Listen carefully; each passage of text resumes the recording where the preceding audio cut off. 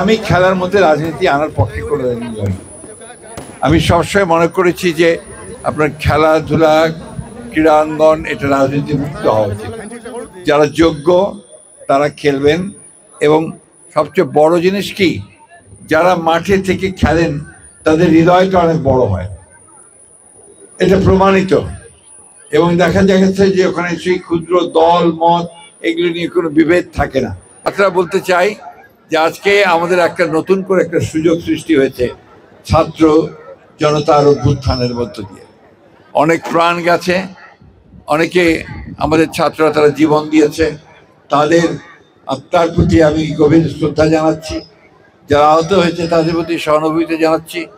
এবং এই যে আমাদেরকে একটা নতুন সুযোগ সৃষ্টি করে দেওয়া হয়েছে একটা গণতান্ত্রিক একটা পরিবেশ সৃষ্টি করবার জন্য, গণতান্ত্রিক রাষ্ট্র গঠন করবার জন্য, এবং সবাই ঐক্যবদ্ধভাবে বাংলাদেশকে নতুন করে গড়ে তুলবার জন্য যে পরিবেশটি নতুন করে সৃষ্টি করা হয়েছে সেজন্য নিশ্চয়ই নিঃসন্দেহে আমরা তাদেরকে ধন্যবাদ এবং কৃতজ্ঞতা জানাবো।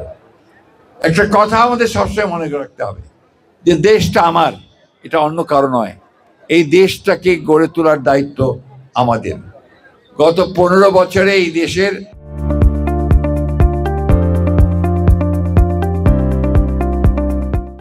প্রতিটি প্রতিষ্ঠানকে ধ্বংস করা হয়েছে।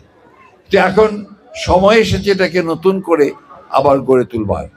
আমি বিশ্বাস করি ঠাকুরগাঁয়ের যারা ক্রীড়ামন্ত্রী আছেন তারা সবাই ঐক্যবদ্ধ হয়ে দল মত নির্বিশেষে, সেখানে যেন আবার এই দল মত ভাগাভাগি না করা হয়, দল মত নির্বিশেষে সবাই একসাথে যাদের যোগ্যতা আছে তাদেরকে দিয়ে সাংগঠনিকভাবে এবং খেলাধুলার ব্যবস্থা করতে হয়। ন্যাশনাল টিমের খেলা এখানে আনা যায় কিনা সেই চেষ্টা করতে হবে, তাহলে আমাদের খেলোয়াড়দের মান বাড়বে। আমি বক্তব্য বাড়াচ্ছি না, শুধু এইটুকু বলছি, আসুন আমরা সবাই মিলে আমাদের এই দেশটাকে ঠিক যেভাবে গড়ে তুলবার জন্য নিজেরা একটা শপথ নিয়েছি, ঠিক তেমনিভাবে ক্রিকেটকে গড়ে তোলার জন্য যেন আমরা সবাই শপথ গ্রহণ করি। তিনি উপভোগ করেছেন, কিন্তু যার স্মরণে এই খেলাটি মির্জা রুহুল আমিন, যিনি অত্যন্ত বিশ্বস্ত একটি নাম।